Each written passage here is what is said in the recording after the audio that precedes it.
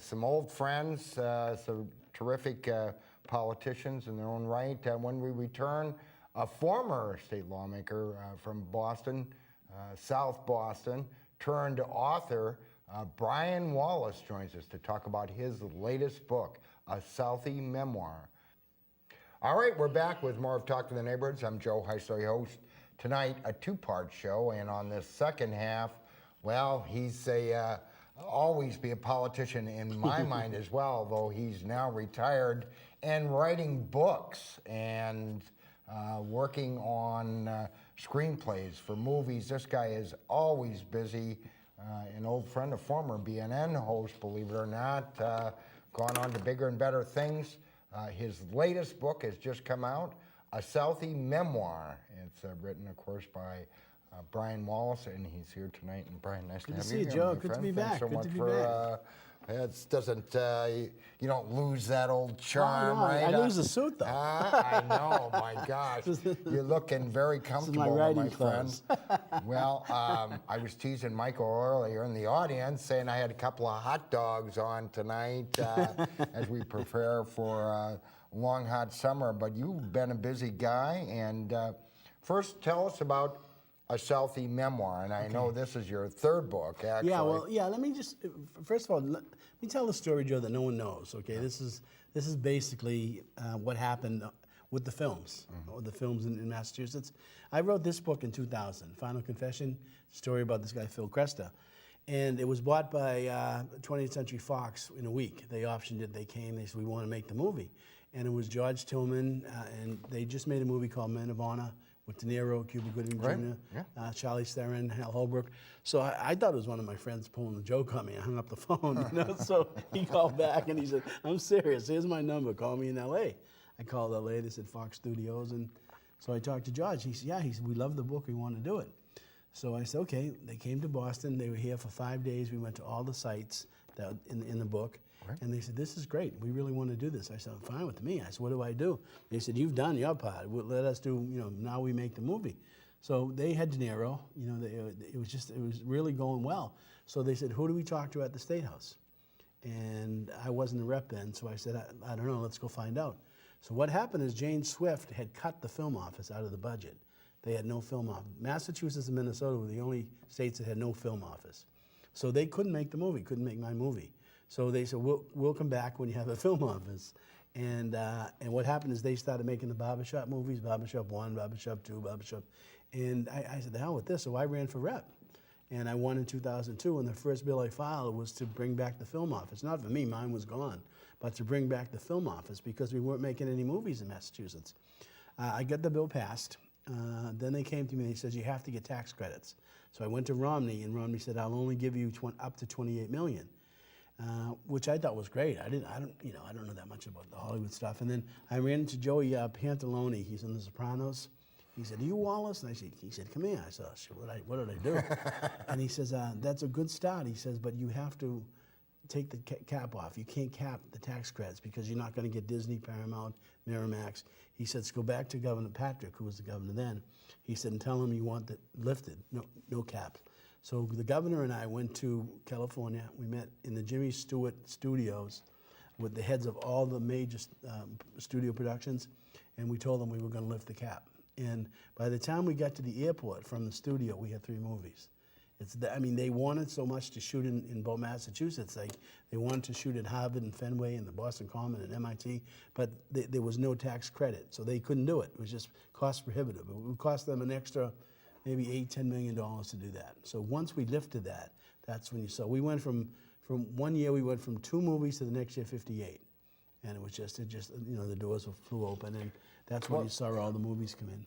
And of course, we've seen a lot of them. Some good, some not as good, but certainly all the time. What has that meant? Some people would say, I'm playing a little devil's advocate here, that we're giving away these tax credits, but what do we get in return? Well, we don't get anything if we don't, if we don't do anything. I mean, they'll delay and all this. And this way, these people step up to the plate and they say, we'll give you the tax credit and we'll pay you. But in return, people didn't realize how much we were getting back in return. I mean, if we just got the straight tax credit from the company that owed it, we would get $25 million, okay, which is great. But if we brought in Mystic River, okay, which we did and departed, we would get probably 200 to 300 million ancillary money into the state. So they weren't seeing the whole picture. They were just saying that, oh, you know, we're losing money. They didn't. I mean, these movies, you know, between the restaurants and the hotels and even the money they brought in as far as just the movie itself, and we sat in an industry, basically an industry that was dead. We put a couple thousand people to work. I mean, just like that. So there's something more there. Now, and what about your book? Did they ever make a movie out of that? They never did. You know what? This book is cursed. You know, I shouldn't say that, but it's true. I lost it. I lost the book that way because we didn't have the film credits. So now I have another guy who comes in from L.A. He was a former producer of The Musketeers with Britney Spears and Christina Aguilera and Justin Timberlake. I meet him because of the film stuff. So he said, I understand you're a writer. And I said, yeah. He said, can I read your book? So I give him this. He calls me up the next morning. He said, I couldn't sleep. He said, I read the book all night long. He said, I want to make the movie. I said, fine, that's great. So now we're back to square one. So I'm going to have a reading at my studio. He actually had a studio. Next Sunday, he said, I'll have some people in to read. So I walk in, and it's all the Soprano guys. I mean, all of the ones I'm like, holy, I couldn't believe it. So what happened is he was the first guy in the Northeast who had red cameras, which are the infrared, the Blu-ray, and they cost like $500,000 a piece, I mean, to buy. So he would lease them out to companies who would come in to make movies. And this company from New York, which he didn't know, would go around to different states, and they had all the paperwork to rent these cameras, but they were phony. It was all phony. So they beat him for 4 cameras, put him out of business. So I lost this. So then the next thing I get a call from Kevin Chapman, you know, persons of interest, you know. Yeah. Kevin says, listen, I got a kid named Chris Brinker who did Boondock Saints, who always wanted to do this movie. I said, great. So Chris calls me up. He says, Brian, do you own the rights? I said, I do. So Chris says, okay, I'm making a movie now, which is out now, with Matt Dillon and William Dafoe. He said, and once I finish that, I'm going to do Final Confession. I said, okay. So he finishes the movie. He calls me up that night, says, Brian, I'm done. I'm going away for a week on vacation. When I come back, we're going right into this. I said, fine. So I get a call 2 days later from Chappie. Chris dies of a heart attack at 42 years old. So I said to my wife, I don't want to be part of this. I'm staying away from this movie. Put that back in the bookshelf. See you later. Here tonight, Final Confessions. For the final time. Yeah. But I still remember when you, well, you know, I know you, it turns out you've been writing on and off for a long time, and you announced that you were writing a book, and as a matter of fact, you came in and we talked about it as we have your other books, and it's changed your profession. You got out of the legislature. You're working on this now, and how has it changed how you look at the world, the world of politics? See, it's tough. I mean, I grew up. I was 10 years old. I was elected mayor of Boys Town, you know. So I used to go around to all of the New England Boys and Girls Clubs and give speeches, you know. And then when I was 20, I was Ray Flynn's age. So I've been involved in it my whole life. So it's tough to get out, especially when your friend's mayor. You know, really tough. Yeah, I mean, you really have to see how he's doing, what he's doing, and I talk to him a lot on the phone, and I think he's doing a great job. But it's tough to get out. I don't think you ever get out. I really don't. You know. Well, not if you're from Southie. Yeah, I mean, no. That's politics in your veins. It is. Tell us about a Southie memoir. Okay, Southie memoir is something I've been writing for a long time, and it's just about, you know, I was so sick of all the books about the bad guys, and you know, everything was bad guys. And I wanted to give a funny look about Southie. These are the characters. I wrote in the book that, you know, Southie's made up of characters, and it really is. I mean, like who? And you don't have to tell all for everything. Leave something for the reader's imagination, but give us some. I mean, they're just some of the things I can't say. You know, there's a lot of there's a lot of the stuff that I really can't say. But I mean, just the nicknames alone. I have 1,300 nicknames, first names and last names, And and like down the old Harbor Project, everyone had a nickname. There was Laz, Jazz, Kaz, Waz, Taz. Everyone had a nickname. So I put all the nicknames in. I put some of the funniest stories about stuff. I mean, but they're all like they're not right for TV. You really kind of because there's a lot of things that went on. But talk about just some of the kids I grew up with and how they turned out. And I mean, a lot of them didn't turn out well. There was one kid who, he killed 6 people. He was one of my friends, but you always knew who to kind of stay away from. I'll never forget one day we're watching a Red Sox game, and my father came in the house, and he looked in. I said, Dad, this is everyone here. I said, this is Chucky. And so he looked. He said, Hi, how you doing? So we come down for dinner. And he says to me, I don't want that kid Chucky in the house again. And I said, why? You don't even know him. Why would you say something like that? He said, because I just don't want him in the house again. Turns out that he's a kid that killed 6 people. It's amazing the intuition that your parents have. You don't listen to them at 13, but now that looking back, and so we tell stories about the athlete Ray Flynn's, the athletes. I was with Ray the night he got cut by the Celtics, and he scored 28 points, and we're down there. And we said, Ray's going to make the team. He just scored 28 points. And he comes out of Auerbach's office. His face is white. We said, what happened? He said, I got cut. I said, you got cut? How? He said, Red told me that I either had to cut Casey Jones or you. And there was no way I'm cutting Casey Jones, And so many years later, Joe, at the City Hall, when we had the big Celtics parade, Red was great. Red got up and he says, ladies and gentlemen, he said, he was the last person I cut in 1965.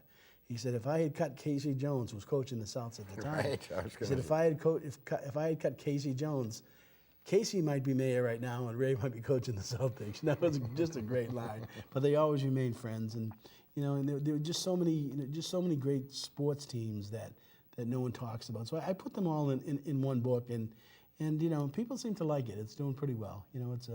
It's doing well, and it was There's good. certainly some characters over there, as there has been over the years, and a lot of stories. But talk a little bit about, you said, people hear so much about the bad things that have happened. And of course, not the least is, of course, the capture or the trial of Whitey Bulger, which really shined a spotlight once again on South Boston.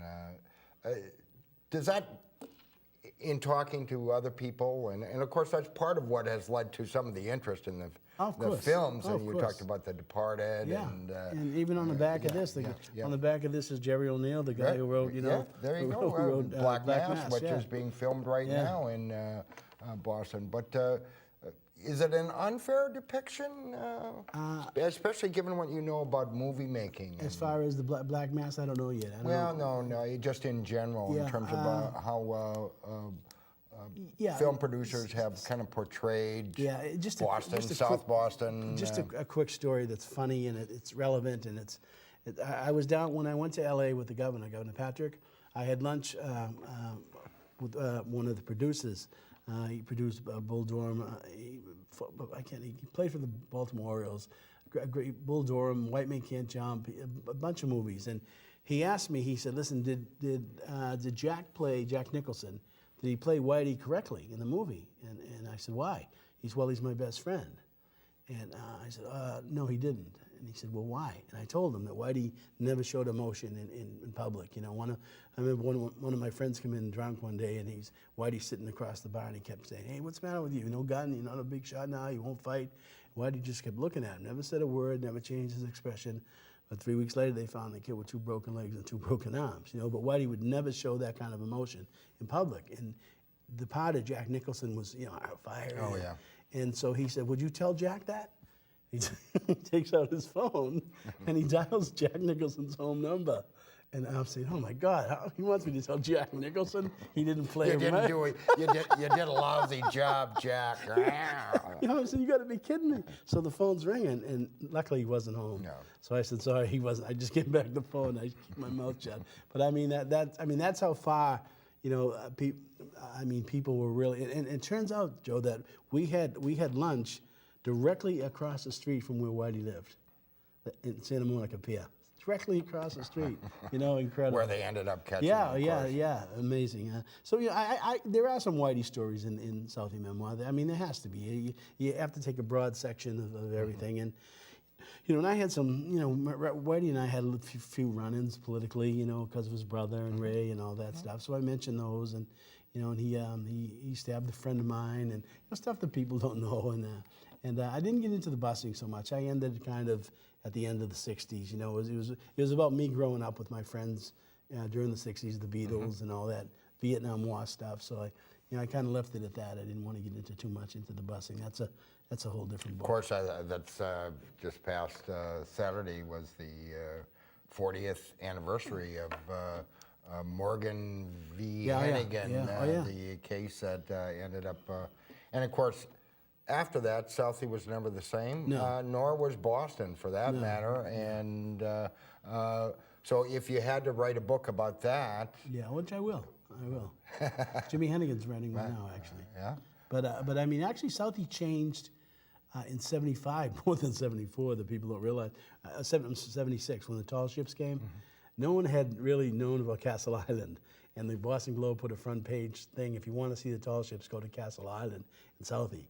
And it's never been the same. You know, it's just once people discovered, you know, the waterfront in Castle Island especially. It's a beautiful place. It's like Billy Belger told me. He said when he ran the luncheon, St. Patrick's Day, he said it's the only party where people who aren't invited invite their friends. You know, and that was like Castle Island. And once you went there, you invited all your cousins and your relatives, and it's never, myself. Of One course. of my wife's and I favorite places Yeah, Sully's, you know, kind of escape to. But of course, you know, much more has happened aside from, you know, gangster movies, so on and so forth.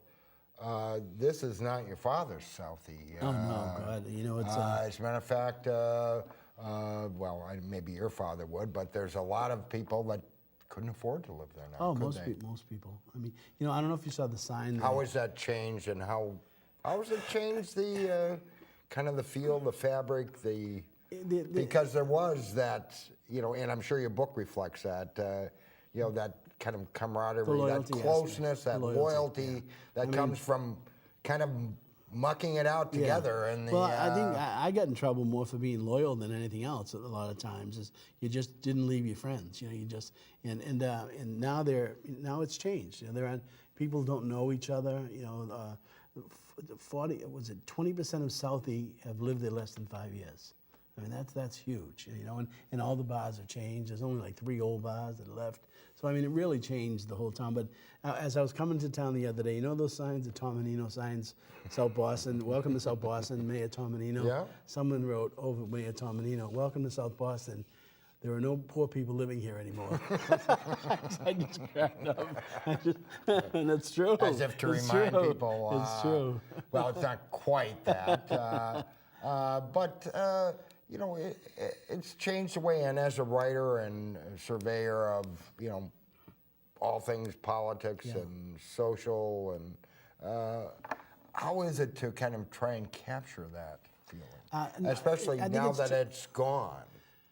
Capture the old feeling? Yes. Well, I hope I did some of that in my book, because it you know, it talked a lot about that, the loyalty. You know, you had 7 mothers. You know, I mean, if you did something wrong, the lady next door from the house next door would call your mother and say. So if you did something at school wrong, you get beat up by the nuns, the priests, and your parents. I mean, a lot of that stuff is gone. There's not that. I was just thinking the other night. I was saying to my wife, I named every person that lived in every house, from E Street to F Street on both sides of the street. And you could do it. Oh yeah, no problem. Now I wouldn't. Now they don't know, you know, who's next door, and it's really changed. The flavor's changed.